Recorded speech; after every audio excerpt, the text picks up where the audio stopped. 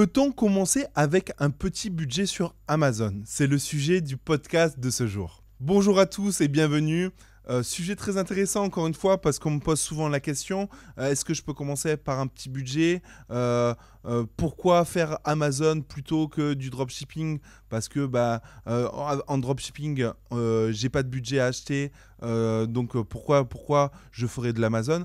Encore une fois, ce qui est important de comprendre, c'est que dans tout business, vous allez devoir dépenser de l'argent. Vous ne pouvez pas commencer un business sans investir dans ce business intelligemment. Donc que ce soit pour le dropshipping avec la publicité Facebook, la création d'un site, etc. Ou que ce soit sur Amazon avec un tool par exemple, ou encore de l'achat de stock. Dans tous les cas, je vous invite fortement, toujours la même chose, à vous poser, à établir une stratégie efficace et logique pour vous, selon votre budget, selon votre temps, etc. Donc, est-ce qu'on peut commencer avec un petit budget sur Amazon? La réponse est oui. Pourquoi oui? Parce qu'il suffit de commencer petit, tout simplement. Vous n'êtes pas obligé, il y a des croyances, souvent on me dit, Yannick, oui, mais sur Amazon, il faut acheter, il faut donner, il faut mettre beaucoup de produits sur Amazon. Pour un produit, il faut 100 exemplaires, 200 exemplaires. Je ne trouve pas des fournisseurs chinois qui me fournissent moins de 100 produits, etc. Toutes ces croyances sont fausses. Encore une fois, la méconnaissance des choses vous démotive à passer à l'action.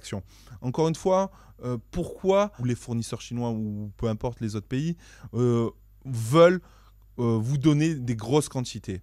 C'est parce qu'aujourd'hui, ce n'est pas le produit qui est forcément le plus cher, c'est les frais de livraison.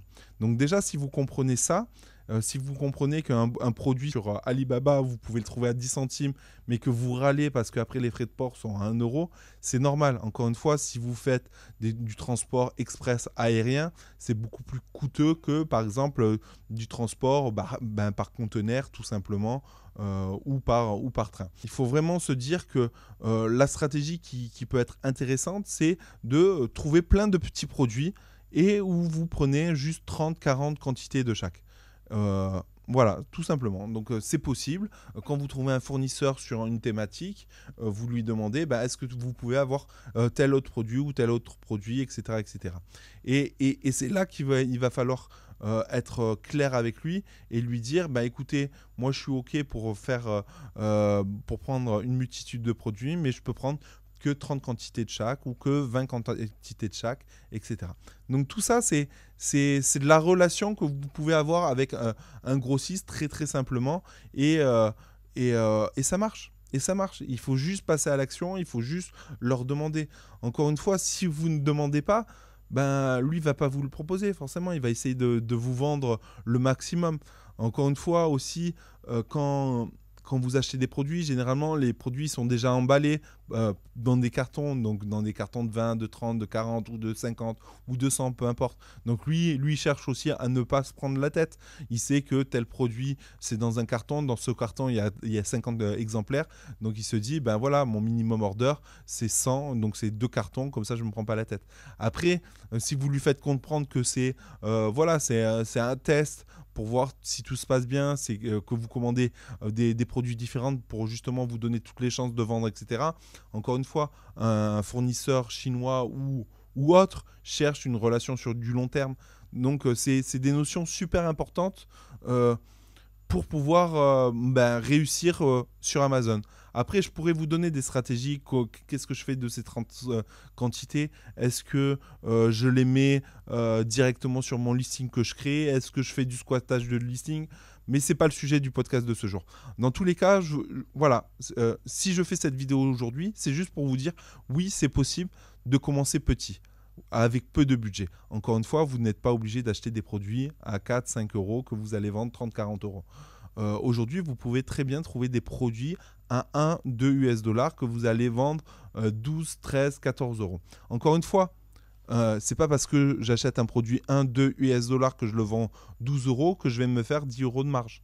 N'oubliez pas de bien calculer vos frais, vos coûts pour bien calculer votre marge finale. C'est super important parce que je vois énormément de gens croire qu'ils vendent bien, mais qui croient que, voilà, qui se rendent compte qu'au final, quand ils font le bilan comptable avec leur comptable ou le calcul global de leurs coûts, ils se rendent compte qu'ils ne sont pas rentables sur le produit.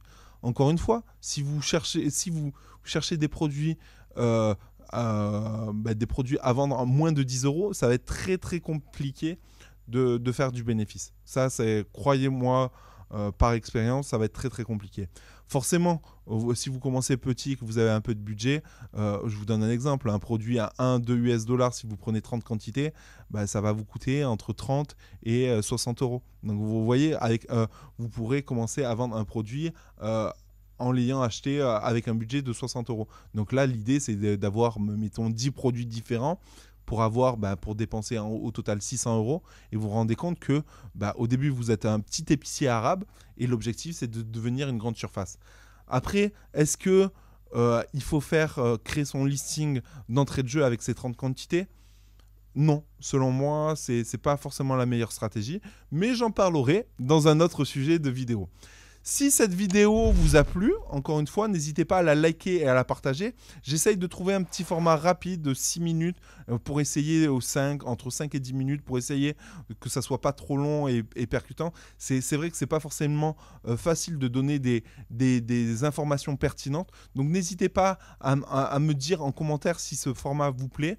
Et je continuerai à vous sortir des vidéos sur des sujets très précis et essayer de vous ouvrir l'esprit. Le but, c'est d'ouvrir l'esprit pour essayer de prendre les meilleures décisions et de vous faire un retour de par mon expérience pour vous éviter de faire des pièges bêtement. Donc si cette vidéo vous a plu, n'hésitez pas à la partager. Laissez-moi un commentaire, ça me fera plaisir. Si vous avez des idées de sujets de vidéo, allez sur ma page Facebook, allez dans le messenger de ma page Facebook et laissez-moi votre sujet, ça me fera plaisir. Sur ce, je vous dis à bientôt.